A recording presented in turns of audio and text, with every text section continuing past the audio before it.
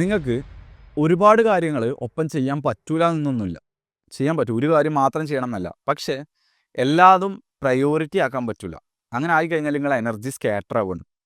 ഒരു സംഭവം മെയിനായിട്ട് കണ്ടിട്ട് ബാക്കിയെല്ലാം എന്ത് ചെയ്യുക? ഇതിനാണ് മെയിൻ എനർജി കൊടുക്കേണ്ടത്. ബാക്കി സംഭവങ്ങളൊക്കെ മെയിൻറ്റെയിൻ ചെയ്യാൻ പറ്റും. അത് ബിൽഡ് ചെയ്യണതിന് പകരം മെയിൻറ്റെയിൻ ചെയ്യാൻ പറ്റും. കാരണം ഒരു സംഭവം സ്റ്റാർട്ട് ചെയ്യണ അല്ലെങ്കിൽ ബിൽഡ് ചെയ്യണ അത്ര എനർജി വേണ്ട ആ സംഭവം അതുപോലെ മെയിൻറ്റെയിൻ ചെയ്യാൻ വേണ്ടിയിട്ട്. അപ്പോൾ ആ ഒരു പ്രയോറിറ്റിക്ക് നിങ്ങൾ 3 സംഭവങ്ങളാണ് കൊടുക്കേണ്ടത്.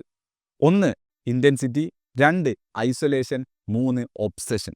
നിങ്ങൾ ഏത് ഹൈ പെർഫോമൻസിൻ്റെയും ഒരുപാട് കാര്യങ്ങൾ ലോകത്തിലേക്ക് കോൺട്രിബ്യൂട്ട് ചെയ്ത ആൾക്കാരെ സ്റ്റോറീസ്, ഓട്ടോബയോഗ്രഫീസൊക്കെ വായിച്ച് നോക്കും. അതുപോലെ എല്ലാവരുടെ ലൈഫിലും ഇങ്ങനെ ഒരു പീരിയഡ് ഉണ്ടാവും. ഒരു അത്ലറ്റിൻ്റെ പോലെ അല്ലെങ്കിൽ എന്താ പറയുക, ഒരു ലയണിൻ്റെ ഒക്കെ പോലെ കുറച്ച് സ്പ്രിൻറ്റ് പീരിയഡ്, കുറച്ച് നേരം വർക്ക്, സ്പ്രിൻറ്റ്, പിന്നെ റെസ്റ്റ്, പിന്നെ സ്പ്രിൻറ്റ്, പിന്നെ വർക്ക്, ആ രീതിയിൽ.